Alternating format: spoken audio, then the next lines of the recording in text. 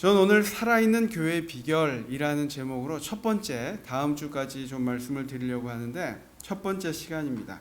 저희가 예배 시작할 때 함께 했던 찬양 기억나십니까? 성경 말씀 보니 저편 언덕에는 아름다운 땅이 있는데 하늘을 사모하는 그런 찬양입니다. 여러분 지금 이제 땡스기빙이고 연휴고 제가 오늘 교회 오면서 보니까 차가 엄청 막히더라고요. 이제 고향을 왔다 갔다 하면서 이제 거리가 많은 것 같은데 여러분 이 바쁜 시기에 왜 교회를 빠지지 않고 이렇게 오셨죠? 왜 여기 앉아 계십니까? 누가 뭘 준다고 했습니까? 여기서 오늘? 네, 왜 여기 앉아 계십니까? 지금 어떻게 보면 3시 반 제일 졸리는 시간, 그렇죠? 왜 여기 앉아 계십니까? 안 졸려고 노력하면서 왜 앉아 계시죠? 우리가 하나님께서 말씀하신 이 성경에 약속들이 있는데 여러 약속들이 있는데 어떤 약속을 여러분이 보셨습니까? 하늘에 대한 소망, 그렇죠? 하나님께서 우리에게 주시기로 한 그 상급, 또 하나님을 더 알고 싶은, 더 배우고 싶은 그런 마음으로 이 자리에 오셨습니까? 예, 우리가 그래서 정말 제가 방금 우리 학생들과 공부할 때도 그 이야기를 했는데 우리가 성경을 토대로 성경을 우리가 아는 만큼 우리가 성경을 빼면 하나님을 알 수 있는 방법이 없습니다. 누군가 있는 것 같은데 생각하지만 거기에 하나님이 없습니다. 성경을 통해서 하나님을 알 수 있습니다. 여러분 우리가 그래서 성경을 꾸준히 계속 보고 배워야 합니다.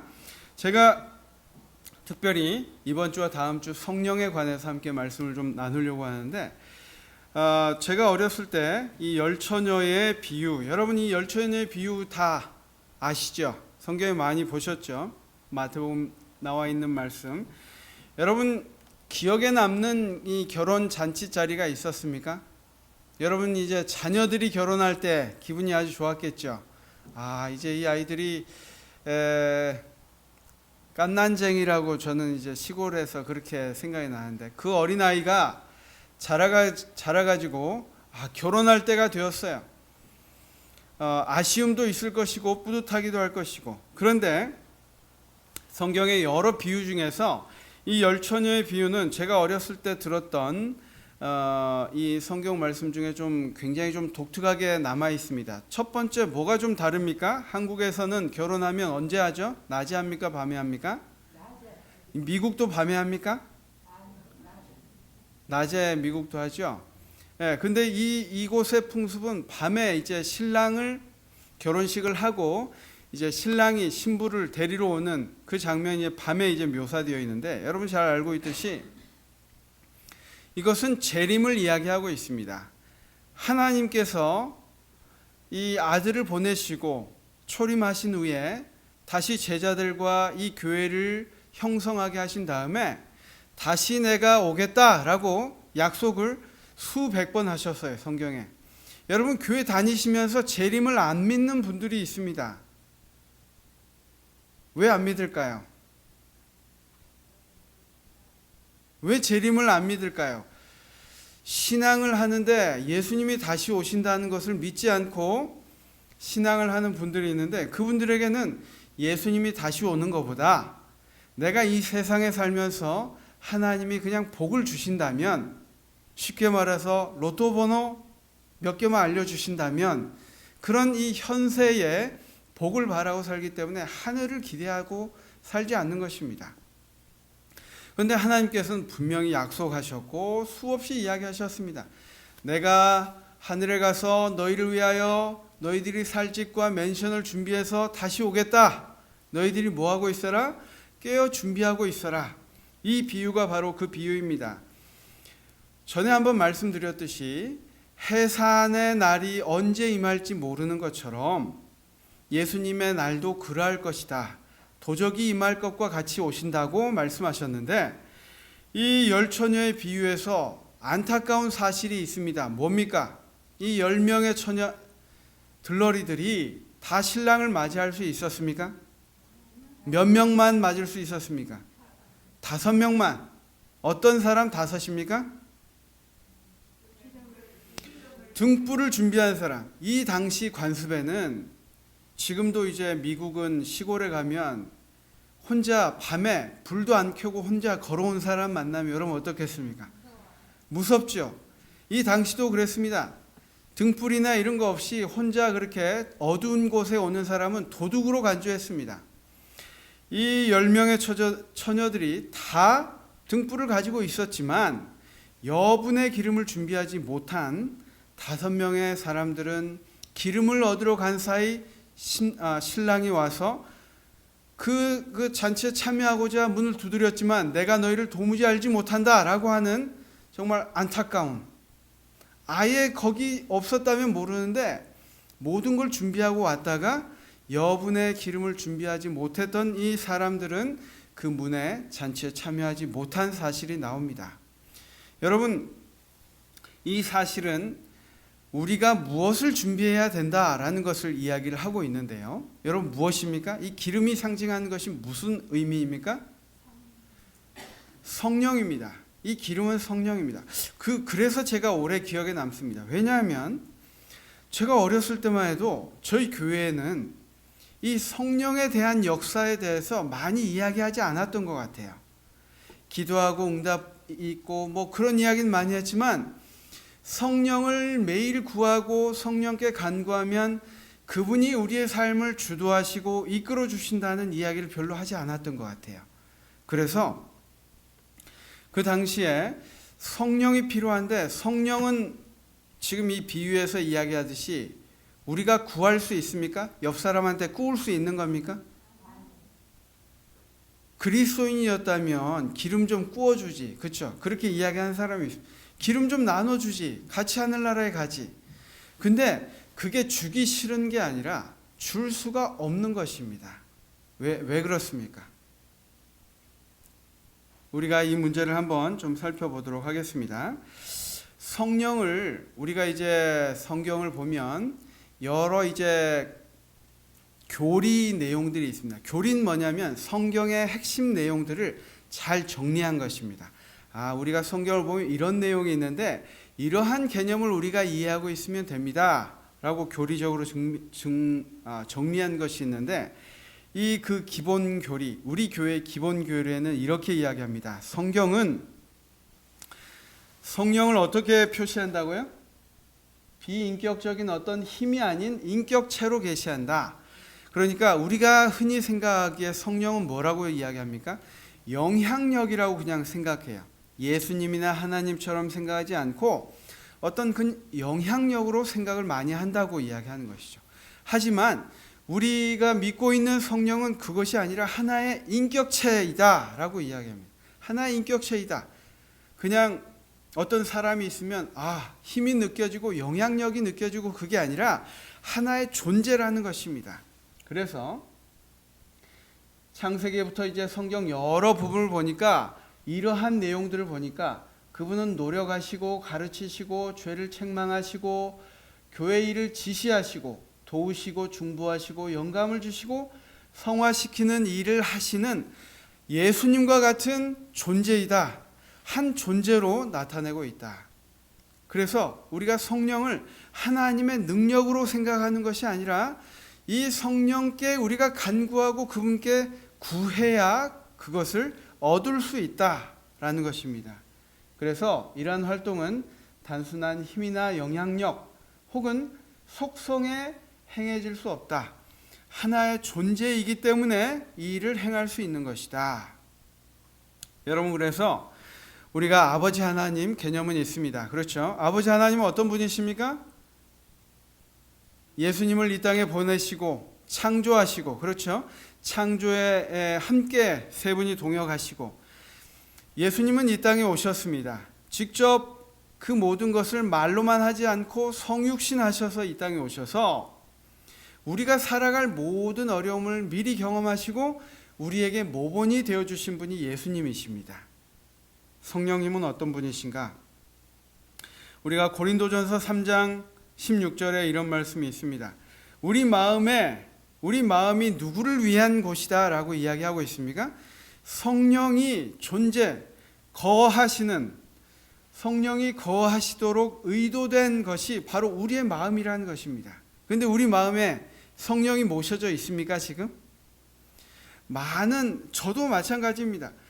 저희가 자라면서 배우면서 또 우리 삶 속에 성령을 내 안에 모시고 살고 있는가? 원래 그 집이 지어졌는데, 성령을 위한 집이 지어졌는데 거기에 집 주인이 없는 것입니다. 그래서 우리의 삶이 어때요? 이상하게 뭐가 안 되는 것입니다. 내가 열심히 신앙을 하는 것 같은데, 또 열심히 헌신했는데, 또 하나님을 열심히 따랐는데 뭔가 잘 안 돼요. 맨날 마음속에 뭐가 올라와요? 우리 집사님 이야기하셨지만 막 화가 올라와요. 화가. 한국 사람들은 뭐가 있다고 그래요? 화병이 있다고 그래요. 화병이 그 외국 사전에도 기재됐다고 그러죠. 화병. 그 화가 안 풀리면 어떻게 됩니까? 이게 원한이 돼요. 그러니까 한국 사람들 이 노래에는 뭐가 있다고 합니까? 한이 얽혀 있다. 한국 사람은 한이 있고 화가 있습니다. 뭔가 우리가 이 정도로 하나님을 믿었으면, 그렇죠? 저도 40년 넘게 하나님을 믿었습니다. 우리 집사님, 장로님 여러분들 적어도 제가 볼 때 한 20년 이상 신앙을 하셨던 것 같아요. 그런데 왜 이것들이 하나님께서 말씀하신, 성경에 말씀하신 대로 잘 일어나지 않을까, 내 삶 속에? 그것은 바로 무엇 때문이라고요? 다 같이 성경 읽어보겠습니다. 너희는, 시작. 너희는 너희가 하나님의 성정인 것과 하나님의 성령이 너희 안에 계시는 것을 알지 못하느냐.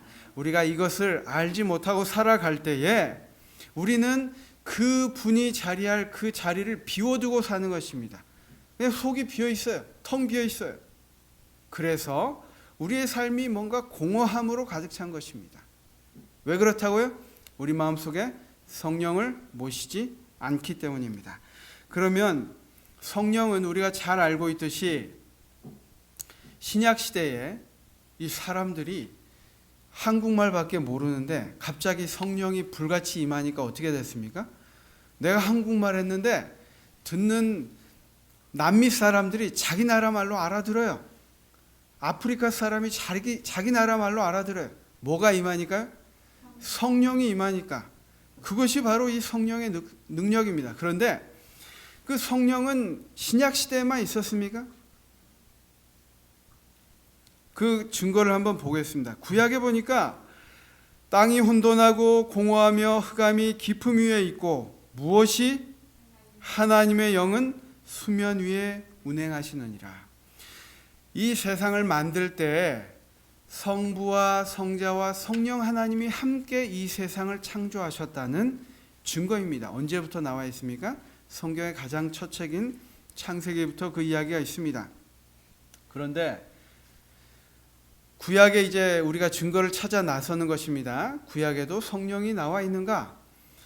이 장면은 무엇입니까? 노아가 방주를 만드는 것인데 그 당시 사람들의 죄악이 얼마나 심했길래 하나님이 어떻게 하겠다고 말씀하셨어요? 다 쓸어버리겠다. 무엇으로? 물로 다 쓸어버리겠다. 왜요? 이 죄악이 너무나 관영해서 이걸 보고 있는 하나님이 마음이 아픈 거예요. 여러분, 우리 자식이 있는데 열심히 잘 생활하고 그러면 좋은데 마음을 못 잡고 계속 방황해요. 그냥 문제만 일으키고 계속 힘들게 해요. 그러면 마음이 어떻습니까? 아프죠? 하나님이 그러한 마음을 보시고 차라리 이렇게 어떻게 보면 그거 없이 이 사람들이 그 죄악 가운데 사는 것 자체가 어떻게 보면 지옥입니다. 그렇죠? 개념적으로 본 지옥입니다.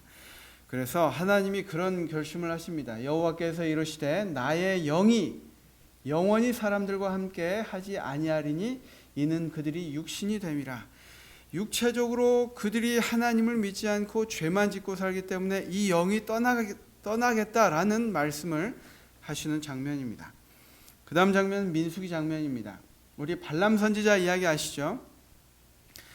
발람 선지자가 눈이 멀어서 육적으로 눈이 먼 것이 아니라 재물이나 이 뇌물에 약해져서 하나님을 위해서 축복, 이스라엘 백성에게 축복을 해야 되는데 저주를 퍼붓기 위해 산에 올라갔습니다. 그때 하나님의 눈을 들어 이스라엘이 그 지파대로 천막 친 것을 보는데 그때 하나님의 영이 그 위에 임한지라.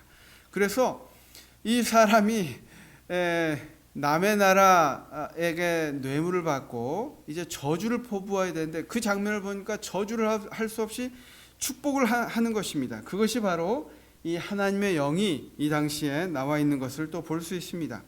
우리가 잘 아는 사건입니다. 사사기의 기드온 장면도 여호와의 영이 기드온에게 임하시니 기드온이 나팔을 불매 아비에셀이 그 뒤를 따라 부름을 받으니라. 우리가 이 기드온에게 힘을 불어넣어 주신 그 장면도 하나님의 영향력이 아니라 성령이 함께 하셨다는 것입니다. 여러분, 사울이 굉장히 기골이 장대하고 멋진 사람이었습니다. 여러분, 저는 이제 미국의 NBA 선수를 직접 보진 않았는데 여러분, 그 사람들 키가 얼마나 합니까? 저보다 한 이 정도는 클 겁니다. 그 이런 키 큰 사람이 와서 여기에 딱 있다고 생각해 보십시오. 여러분 딱 볼 때 어떻습니까? 아, 저 사람이 우리 목사님이면 좋겠다. 그런 생각 들까요? 사울이 이스라엘이 왕이 없다고 백성들이 불평할 때 이스라엘 사람들이 원한 왕은 어떤 왕이었습니까? 다른 나라 왕들 보니까 금관을 쓰고 있고 막 비단에 아주 막 마차 화려하고 그런 사람이 우리 왕이었으면 좋겠다 하니까 하나님이 내가 하나님이 왕인데 너희들이 눈에 보이는 왕을 달라고 하느냐? 그래서 그 중에 가장 나은 이 사울이라는 사람을 골라주셨는데 이 사울이 어땠어요? 진짜 키가 이렇게 크고 그 영화 배우처럼 생긴 것입니다. 그러니까 이스라엘 백성이 어때요? 야, 저 사람이 왕이 되면 좋겠다. 이 장면은 이 사무엘이 기름 부음 받는 장면입니다. 하나님은 이것이 옳지 않음에도 불구하고도 사람들이 그것을 원하면 그것을 들어주십니다. 하지만 그 결과는 엄청난 이스라엘 백성이 어땠어요? 엄청난 세금으로 자신의 삶이 망가지면서도 이 왕을 원한 것입니다. 이 장면 보면은 여호와의 영이 크게 임하겠다라는 장면이 나옵니다. 요엘은 어떻습니까? 요엘은 우리가 잘 알고 있는 요엘서 2장 28절 그 후에 내가 내 영을 만민에게 부어주겠다. 그래서 자녀들이 장래일을 말할 것이다. 이것은 이 요엘 당시뿐만 아니라 지금 이제 성령이 늦은비 성령이 임해서 우리에게 성령이 임하면 있을 일에 대해서 이야기하는데 이 요엘 당시도 굉장히 정치적으로 혼란스러웠습니다. 또 여기 이제 메뚜기가 보이는데 메뚜기가 그 나라를 전체를 가뭄이 들었는데 휩쓸었어요. 정말 먹을 것이 하나도 없었습니다. 요엘 선지자가 하나님이 이끄시는 이 나라가 어떻게 이렇게 될 수 있습니까? 라고 불평을 하자 하나님께서 왜 그렇게 되었는지 보여주셨는데 그것이 이스라엘 백성의 우상 숭배 때문이었습니다.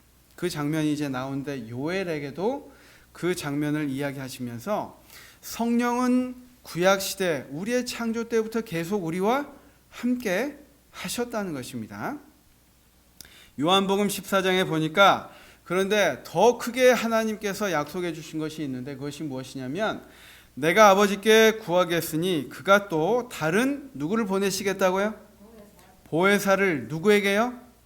너희에게 주사 영원토록 너희와 함께 있게 하리니 그는 진리의 영이라.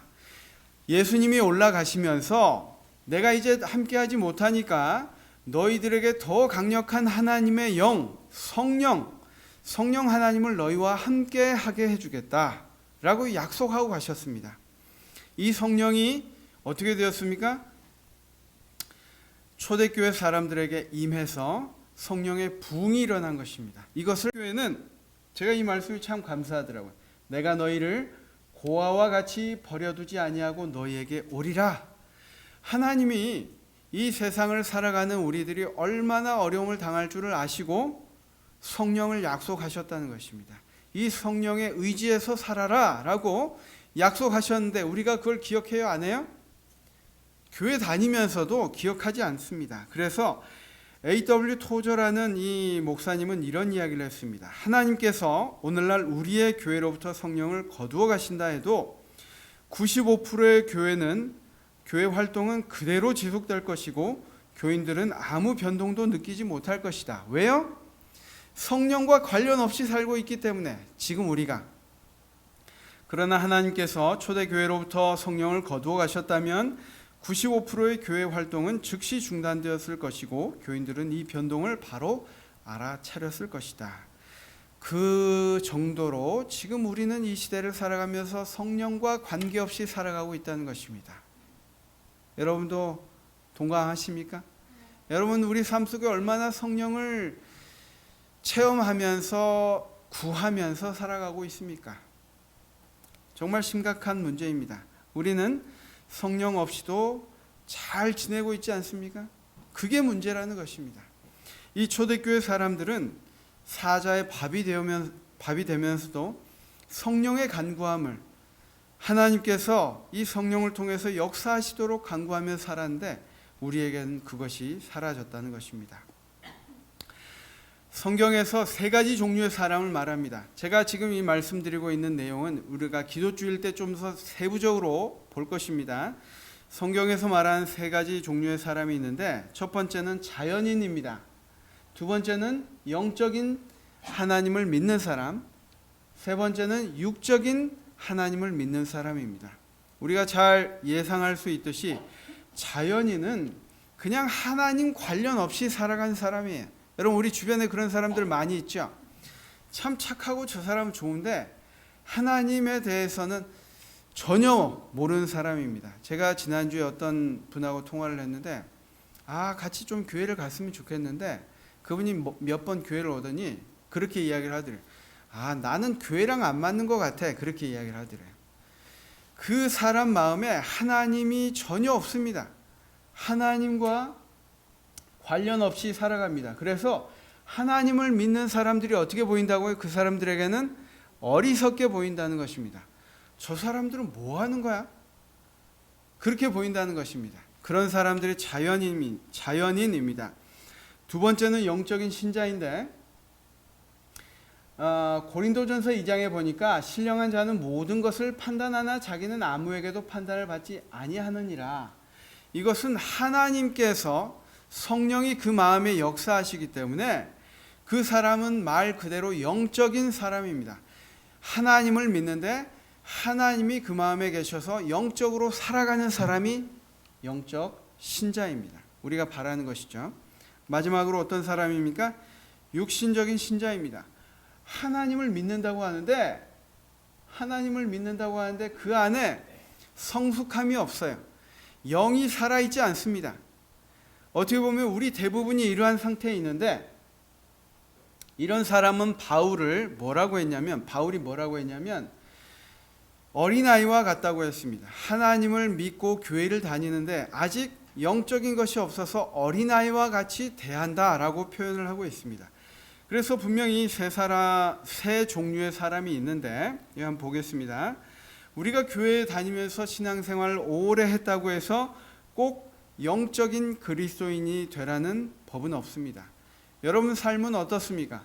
내가 교회를 이렇게 다녔는데 우리 가정이 이런 사람이었는데 제가 보니까 미시간에 제가 잠깐 있다 보니까 자기는 자기 몇 대조 3대 4대 되면은 화인 여사와 같이 활동했던 그런 사람들이 있더라고요.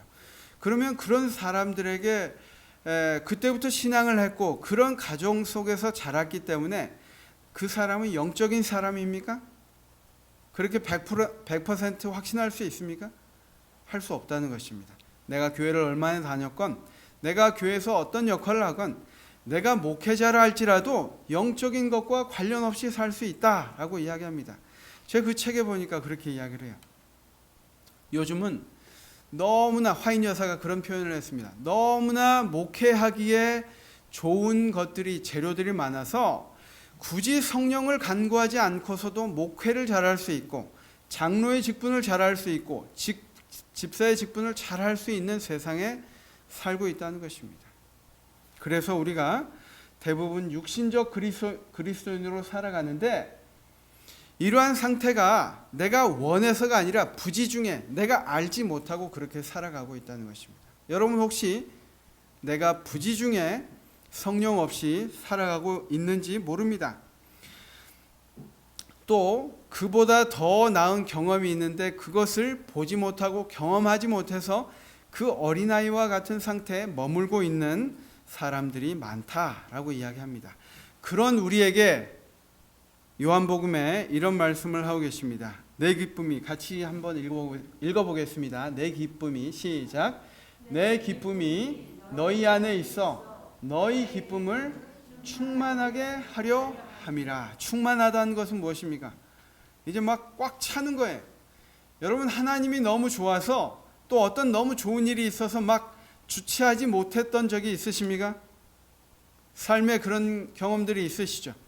하나님 때문에 이것이 충만해가지고 내가 너무 기쁜 그러한 경험을 하도록 하나님이 하셨는데 우리가 그것을 망각하고 살아가고 있다는 것입니다. 그래서 저는 오늘 이 말씀을 좀 줄이면서 이런 기도를 우리가 함께 하기를 원합니다. 우리 다 같이 이 기도를 함께 하겠습니다. 읽으면서 시작.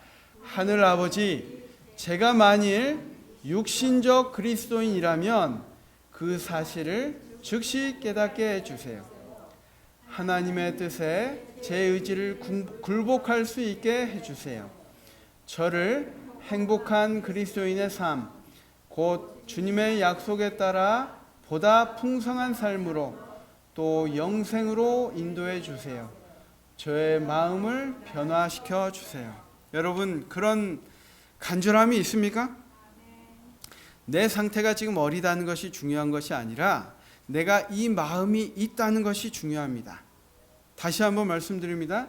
내가 이러한 간구함이 있다는 것이 중요합니다. 이러한 간구함이 있을 때 누가 함께 하시겠다고 약속하셨습니까? 하나님께서 함께 하시겠다고 약속하셨습니다. 우리가 그것을 다음 시간에 또 배우고 기도주일에 더 깊이 배우겠습니다. 무엇을 위해서요? 내가 그냥 바삭바삭 마른 메마른 신앙생활을 하는 것이 아니라, 그런 교회 생활을 하는 것이 아니라 성령의 간구함으로, 성령의 도우심으로 이런 풍성한 경험을 하는 그리스도인, 교인이 되는 것을 우리가 앞으로 배우게 될 것입니다. 저와 여러분이 오늘부터 여러분 이제 집에 가서 기도하게 되시기 바랍니다. 하나님, 제가 하나님의 영에 충만한 삶을 살기 원하고 그런 교인이 되기를 원합니다. 저에게 함께 해 주십시오. 여러분 매일 아침 기도하십시오. 다음 주에 또 공부할 것입니다.